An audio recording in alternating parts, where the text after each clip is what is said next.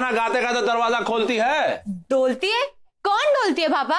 अरे डोलती नहीं, खोलती है। हम काहे का तुमसे बता रहे हैं? अरे तुमसे बात करना तो लोहे के चने चबाने के बराबर है ना। को बात चलो दरवाजा खोलते हैं, दरवाजा।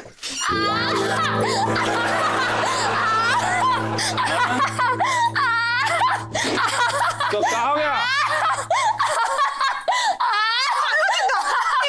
अजीबोगरीब तरह से काहे हंस रही है? अरे हमको मालूम होता तो हम इसके साथ हंस नहीं रहे होते।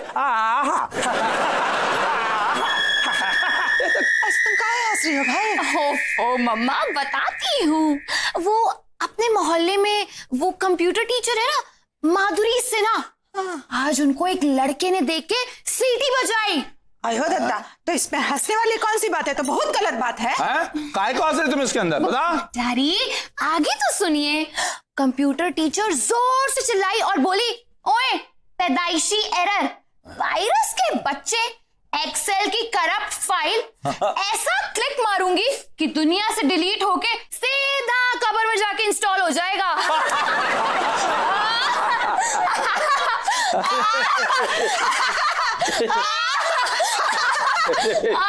इसका तो लूप लग गया ऐसा हंसी का। लेकिन सीरियस बात बताएं भाई, ये जो छेड़खानी है ना, ये बहुत बहुत परेशान कर रहा है पूरे समाज को, और ये हो रहा है पूरे देश में हो रहा है। इसको रोकना बहुत जरूरी है। अब अरे कहाँ जा रहे हैं? हेलो हेलो, कौन बोल रहा है? हेलो, आवाज ही नहीं आ रही है। ये लो, आवाज इसको नहीं आ रही होगी और उसको बोल रही आवाज क्यों नहीं आ रही? पता नहीं कौन था। कुछ बोला ही नहीं। ओहो अच्छा। दीदी मारे को लागे से कि आपको ना फोन वोन उठाना ही नहीं चाहिए। दीदी मुझे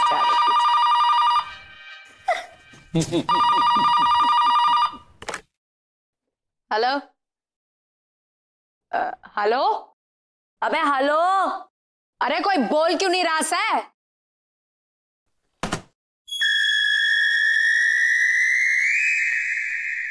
काजल तू भी मेरी तरह ऊंचा सुनने लगी है क्या? बापू कोई बोल नहीं रहा था, मारे को तो लागे से किसी की बदमाशी से। ऐसे कॉल्स को ना क्रैंक कॉल कहते हैं। अयो दादा, तुम्हारा मतलब है छेड़खानी? लेकिन हमारे घर पे ये किसका फोन हो सकता है? अरे दरवाजे की घंटी नहीं है, फोन की घंटी बजी है। आई नो डैडी, अब मैं उठाती हूँ। इसके लिए भी उतना ही चिल्लाओगी? हेलो, हाय, मैं बहुत अच्छी हूँ, आप कैसे हैं? हाँ, आप टेंशन मत लीजिए, आप जब बोलेंगे मैं तब आपसे मिलने आ जाऊंगी।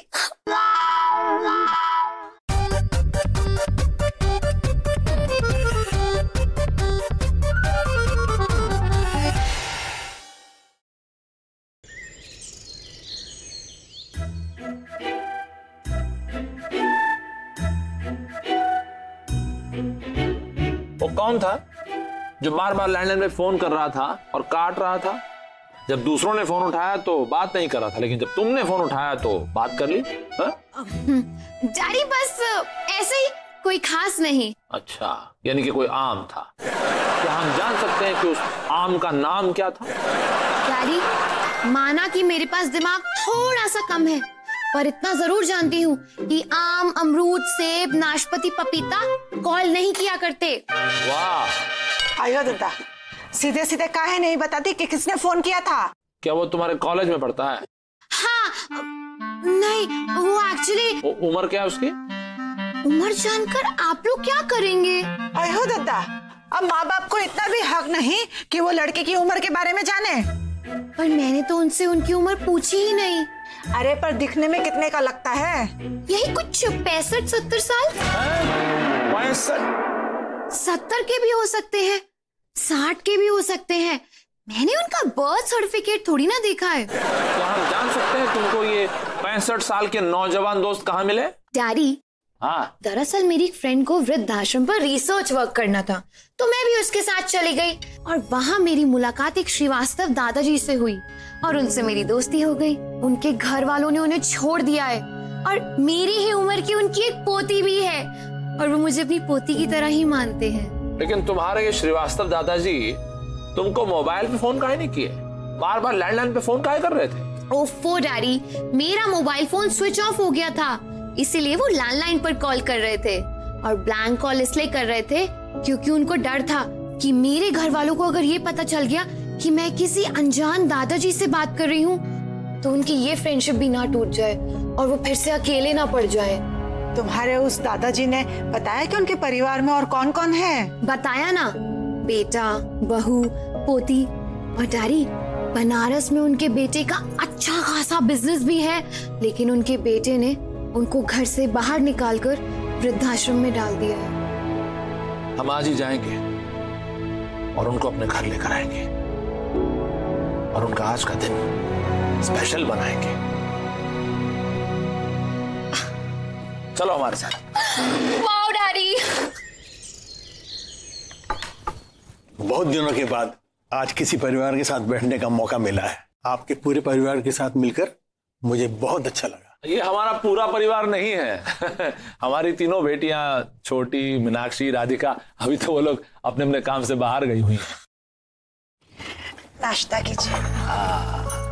पत्नी जब जिंदा थी तब इसी तरह नाश्ता बनाकर लाया करती थी मेरे लिए।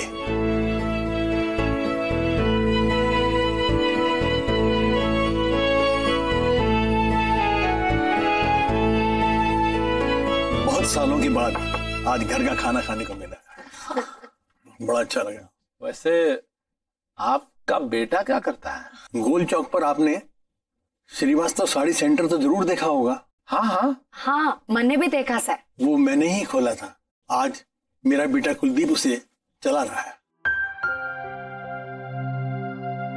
बनारस में आपका खुद का घर है, इतना बड़ा बिजनेस भी है, फिर भी आप वृद्धाश्रम में? बेटे, किससे शिकायत करें? कमाल है, जिस बच्चे को माँ बाप पैदा करते हैं, अपने पैरों पे खड़ा होना सिखाते हैं, उसे दुनियादारी सिखाते हैं, उसे सब कुछ देते हैं, जब वही बच्चा बड़ा हो जाता है तो अपने माँ बाप को बुढ़ापे में बोझ समझकर वृद्धाश्रम में डाल देता है। अब तो ये दर्द सिर्फ अकेला मेरा नहीं है, अब ये तो ये घर घर की कहानी है। बच्चों के चेहरे पर खुशी है और माँ बाप की आंखों में पानी है।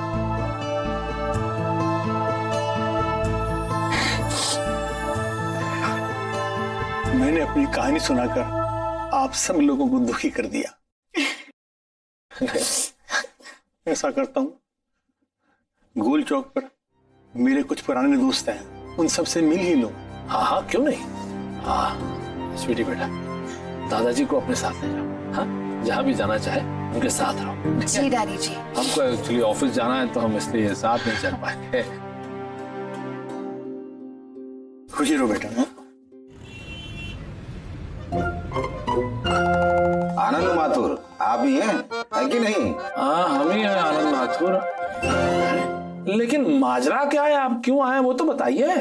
कुलदीप श्रीवास्तव ने आपके खिलाफ कंप्लेंट लिखवाई है कि आपने वृद्धाश्रम से उनके पिताजी का किडनैप करवाया है और उसका सबूत वृद्धाश्रम के बाहर मेन गेट पर लगे सीसीटीवी कैमरे की फुटेज में मौजूद है कि नहीं? अरे नहीं नहीं, ऐसा तो कुछ भी नहीं हुआ है, ये गलत है। बल्कि श्रीवास्तव जी तो आज हमारे घर पर मेहमान के तौर पे आए थे। हाँ, फिर उसके बाद हमारी बेटी स्वीटी उनको गोल चौक घुमाने के लिए ले गई है। अच्छा, सच बोल रहे हैं या गोल चौक का किस्सा बनाकर हमारी बात को यूं गोल करके उड़ा रहे हैं? प्रत्यक्ष को प्रमाण की क्या जरूरत है, आप चाहें तो अभी फोन घुमा के हम अपनी बेटी से आपकी बात करा देते हैं, जो श्रीवास्तव जी के साथी है। हाँ करवाइए। हाँ लीजिए, मिल लीजिए।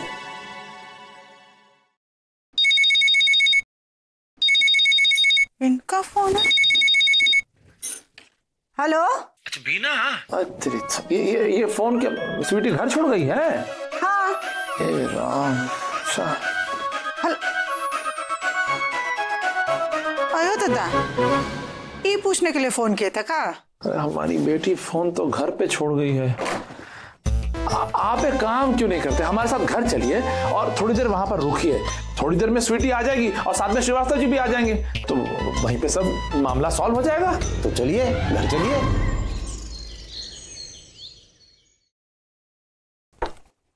देखिए 2 घंटे में 4 चाय पी चुके हैं हम, मगर आपकी बेटी अभी तक नहीं आई। एक चाय और पी लीजिए ना, हो सकता है तब तक लौट आए।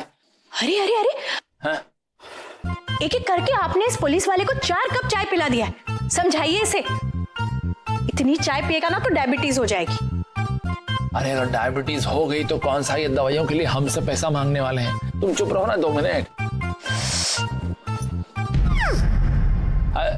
सर एक चाय और हो जाए क्या?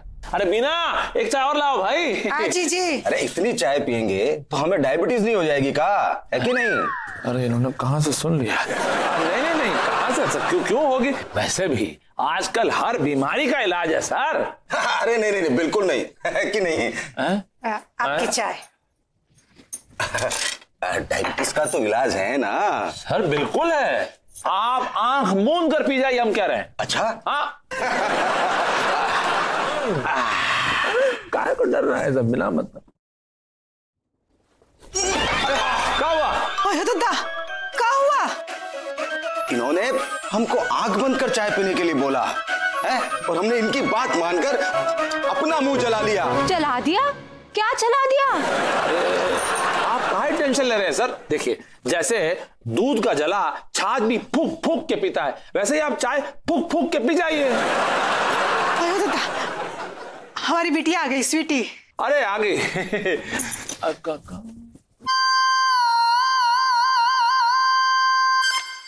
श्रीवास्तव जी कहाँ हैं? वो तो मेरे साथ गंगा घाट पर ही थे। एक्चुअली मैं उनके लिए कुल्हड़ वाली चाय लेने गई थी और जब वापस आई तो दादाजी वहां से गायब थे। का?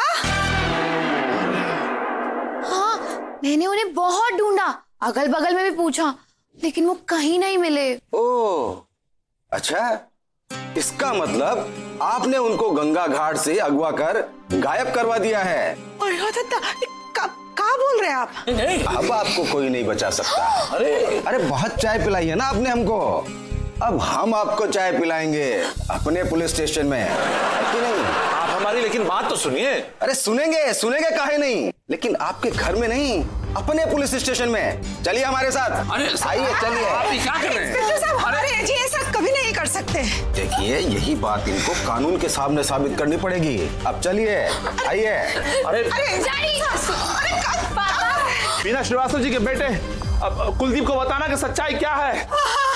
कुलदीप श्रीवास्तव मेरा ही नाम है, किस लिए बुलाया मुझे आप? वृद्धाश्रम वाले लोगों को लगता है कि हमारे डैडी ने आपके पापा का किडनैप किया है, इसीलिए उन्होंने आपसे बोलकर हमारे डैडी के खिलाफ पुलिस केस करा दिया है। तो जबकि असली कहानी तो ये है कि हम लोगों ने ही आपके पापा को अपने घर खाने पर इनवाइट किया था और वहाँ पे उन्होंने बहुत सारी अच्छी बातें की और आपका बचपन का वो वाला किस्सा भी बताया जब आपने अपने नाक में छना डाल लिया था और फिर तुरंत आपको डॉक्टर के पास लेके जाना पड़ा था। और डॉक्टर ने जैसे ही मेरे पीठ पे एक मुक्का मारा था, वैसे ही वो चना छट से मेरे नाक से निकल गया था।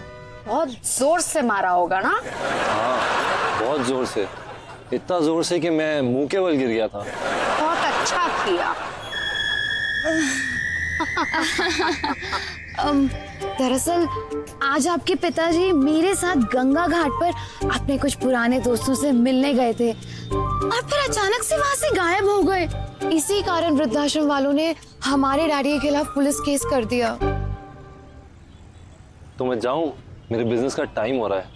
अब आप हमारी पूरी बात तो सुनकर जाइए। हाँ। देखिए इस टाइम दुकान पे बहुत सारे कस्टमर होते हैं, देरी होगी तो मेरे को बहुत नुकसान हो जाएगा। I am sorry. Kuldeep ji सुनिए। कुलदीप जी एक मिनट, हमारी बात तो सुनकर जाइए।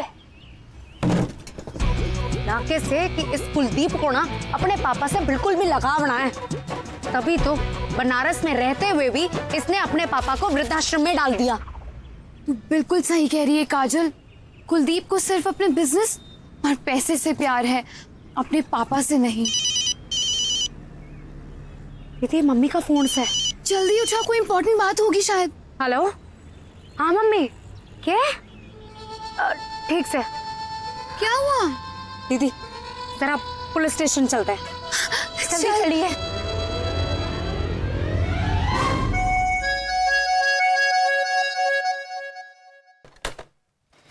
हवलदार, आनंद माथुर को छोड़ दो। अब ठीक है ना? हाँ हाँ, ठीक प्रकार से देख परख लीजिए। देखिए, मैंने इन पर 3rd डिग्री तो क्या, 1st डिग्री का भी इस्तेमाल नहीं किया है। जिस कंडीशन में इसको लेकर आया था उसी कंडीशन में वापस कर रहा हूं, है कि नहीं? श्रीवास्तव जी ने अपना बयान देकर ना सिर्फ आपकी बेगुनाही का सबूत पेश किया है, बल्कि आप लोगों की बहुत तारीफ भी की है। दादाजी, जब मैं आपके लिए चाय लेने गई थी तब आप कहाँ चले गए थे? मैं अपने एक पुराने दोस्त के पास बैठा बातें कर रहा था, तभी उसे अचानक पसीना आने लगा और सीने में भी दर्द होने लगा, तो मुझे उसे हॉस्पिटल लेकर जाना पड़ा। और हॉस्पिटल में सुबह से शाम हो गई। तब मुझे याद आया कि मेरी वो डायरी जिसमें मैं सब नंबर लिख कर रखता था, वो तुम्हारे घर छूट गई थी। नहीं, आपने जो भी काम किया वो बहुत नेक काम था। अगर आप उस वक्त अपने दोस्त का सहारा नहीं बनते तो शायद उन्हें कोई और सहारा भी नहीं देता। लेकिन इंस्पेक्टर साहब, आज एक बेगुनाह आम आदमी को पुलिस के चक्कर में पड़ने से जो तकलीफ हुई है उसके लिए हम बहुत नाराज हैं। हम अपना गुस्सा वही निकालेंगे जिस पर निकालना चाहिए। किस पर? उसी पर जिसकी वजह से आज हम लॉकअप में बंद हुए हैं।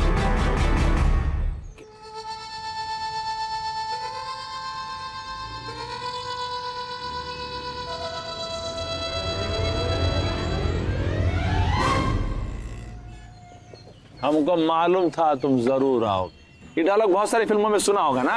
ये डायलॉग सुनाने के लिए तुमने मुझे यहाँ बुलाया? नहीं, ये बताने के लिए यहाँ पे बुलाया कि वो हम ही हैं जिस पर तुम्हारे पापा को किडनैप करने का इल्जाम लगाया गया। ये बात तो तुम मुझे फोन पे ही बता सकते थे, खामखा मेरा टाइम वेस्ट किया। लेकिन ये बताने के लिए हमने नहीं बुलाया था। मुझे अपनी दुकान पर जाना है, मेरा टाइम मत वेस्ट करो और जो बोलना है जल्दी बोलो। नहीं, अभी कहना नहीं है, अभी तो करना है। करना है? क्या करना है? वही जो हमने नहीं किया, लेकिन उसका इल्जाम हम पर आया। लेकिन अब हम करेंगे, लेकिन इल्जाम हम पर नहीं आएगा। पूछो क्या? क्या? किडनैप। पूछो कैसे? कैसे?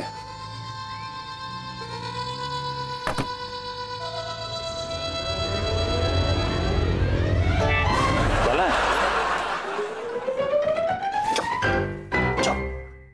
श्रीवास्तव जी, आपके कुछ विरोधी व्यापारियों ने आपके बेटे कुलदीप को किडनैप करवा लिया।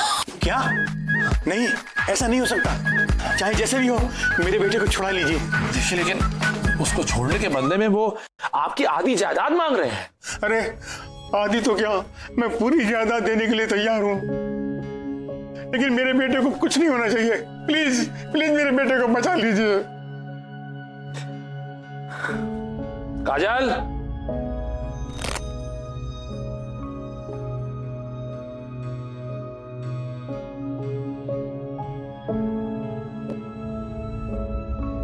कुछ सुना तुमने? जिस बाप को बोझ समझकर तुमने घर से बाहर निकाल दिया था, जिस बाप को तुमने वृद्धाश्रम में रहने पर मजबूर कर दिया था, वही बाप आज तुम्हारे जीवन के बदले में अपना सब कुछ त्यागने को तैयार है। अरे हमारे शास्त्रों में भी लिखा है कि भगवान को बाद में पूजो, पहले मां बाप की पूजा करो। और तुमने क्या किया?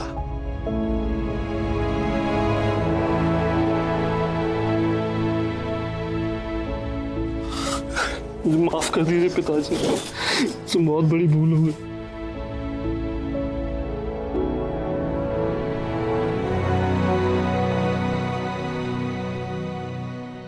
ए जी, सुबह का खुला जानवर अगर शाम को खूंटे पर आ जाए ना तो उसे खुला नहीं कहते। क्या कहावत बोल रही हो? वो ऐसा है कि सुबह का भूला अगर शाम को घर लौट आए तो उसे भूला नहीं कहते। जानवर वगैरह कहां से? सब वक्त में तुम कुछ भी उल्टा। चुप रहो थोड़ा। आपने मेरी आंखें खोल दी, मुझे माफ कर दीजिए। अरे नहीं नहीं भाई, हम तो अपने बच्चों से भी हमेशा कहा करते हैं कि हमेशा अपनी आंखें खुली रखो ताकि किसी और को खोलने की जरूरत ना पड़े। हाँ। कुलदीप जी, आज तो इन सब ने आपको माफ कर दिया, लेकिन कल को ऐसा ना हो कि बहुत देर हो जावे। चलिए पिताजी, हम अपने घर चलें। तुम लोगों का ये एहसान मैं कभी नहीं भूलूंगा। नहीं नहीं श्रीवास्तव जी, हाथ मत जोड़िए ऐसे। अरे हमारा कोई एहसान नहीं है यहाँ पर, बल्कि हमारा तो यही मानना है कि बड़े बुजुर्गों की हमेशा कदर करनी चाहिए, उनको पूरे आदर सम्मान के साथ ही अपने साथ रखना चाहिए। अरे भाई, कुलदीप को बहुत सही वक्त पर अपनी गलती का एहसास हो गया है?